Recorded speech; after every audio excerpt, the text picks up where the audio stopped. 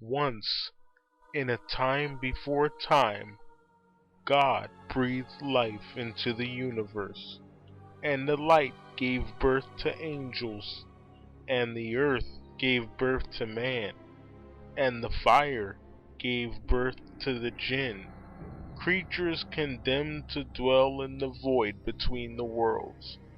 One who wakes a Djinn shall be given 3 wishes. Upon the granting of the third, the unholy legions of the Djinn shall be freed upon the earth. Fear one thing only, and all that is. Fear the Djinn. Wishmaster 4, the prophecy fulfilled. I'm the Michael Myers fanatic. Wishmaster 4, the prophecy fulfilled is a 2002 American horror film, and it is the 3rd sequel to the 1997 film Wishmaster.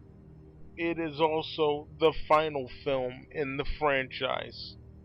The Wishmaster comes back one final time, but this time he takes over the body of a lawyer named Stephen Verdell, and Stephen is played by Michael Trucco. He also pursues a painter named Sam, portrayed by Jason Thompson. Sam is basically a paraplegic. He's paralyzed from the waist down. He can't walk, and now he's all butthurt about it. In this movie, Steven is this lawyer that tries to take Lisa away from her boyfriend, or should I say her former boyfriend Sam. He tries to bribe her with material things, and it doesn't really work because she loves Sam. But somehow they got into this motorcycle accident, and he can't have sex with her anymore.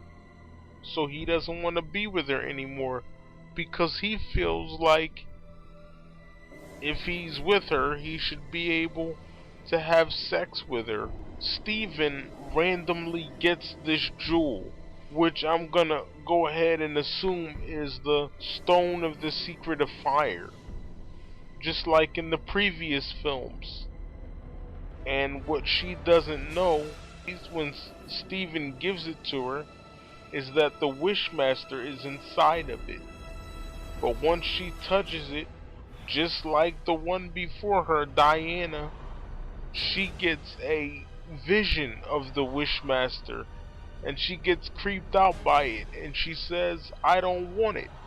And then Steven says to her, "Well, we can keep it here and we'll get it appraised." Later on that night, Lisa goes back home to her house and she doesn't think anything of it. Steven puts the jewel in a safe, and as soon as he puts it in the safe, it starts glowing, and the Wishmaster decides to reveal himself. So Steven basically hears this voice, and the voice says to him, "I can grant you anything you imagine for the price of your soul." And Steven says, "I wish for you to stop talking in riddles and tell me who you are." The Wishmaster says, "As you wish," and he shows himself to Steven. Steven tries to shoot him with a gun, but that doesn't work. The Wishmaster says, "I want to free my race from their eternal bondage." So he kills Steven, takes his soul, he takes his face off, and he assumes Steven's identity, like he did in the other 3 movies. And now that the body is under the Wishmaster's control, he goes to Lisa's house, and he says, "I want to take you out to dinner." Now, of course, Sam doesn't want to go because he's busy pitying himself. This movie was released on October 22nd, 2002. When I read about this movie, I was really hyped about it because I read about it online when I was in school. I was 16 when this movie came out, and I read online that the Wishmaster was finally gonna grant 3 wishes. to no avail. He granted 2 of them, but the third one was a wish that only she could grant. Because I might be skipping ahead, but I want to tell you that she made a wish that she could love him for who he really was. And that's a wish that only she can grant. He couldn't do it, because he's not allowed to interfere with free will. They decide not to go to breakfast after all. The Djinn tries to get Sam to make a wish, but as usual, Sam is busy feeling sorry for himself, and he doesn't make the wish. Lisa is played by Tara Spencer-Nairn, some Canadian actress. I want to say that this movie was a real letdown. He took her to the office and he tells her, I have a strategy that will win your case, because she's trying to get some money for her boyfriend Sam, who was in the motorcycle accident. So she says, okay, what's the strategy? And he tells her, well, I'm waiting for you to tell me what it is. And she says, don't tell me that this was just a game to get me alone with you. He said, play the game and then judge me. So he said, come on, just make a wish. She said, okay, I wish for you to settle this case. And he grants the wish. He calls a lawyer on the phone and makes the lawyer kill himself so she can get the money. They go out to a restaurant and she's crying on the Wishmaster's shoulder. She thinks it's Steven, but it's really the Wishmaster. She's crying, oh boo-hoo-hoo, oh, I wish Sam could walk again. So he grants the wish and makes Sam walk again. But the thing I didn't get is when he went to her friend Tracy's house. I don't understand why he killed Tracy. Oh, Tracy really didn't have anything to do with it. But he goes to Tracy's house and he starts talking to Tracy, telling her that he wants to win Lisa over, but he has a big dark secret, and the dark secret is that he's not really Stephen, he's the Wishmaster. So Tracy tells him, just shower her with gifts, grant her every wish and her every desire, and it'll be more easy to reveal. He says, well, what would you wish for if you had the chance? She says, I would wish for some killer sex. And he says, killer sex? And she says, yeah, killer sex. Pushing it past my comfort zone. He says, it sounds like you're talking about pain. And she says, it's all the same thing. And then she said, I wish I was having some killer sex. So he says, granted. And she has sex with herself, which is kinda gross. This movie was concerned with nothing else but sex. After Lisa makes the third wish, the gates of hell finally come open. But remember, I said they're not really allowed to do anything, because technically, even though she made a third wish, it's a wish that only she can grant.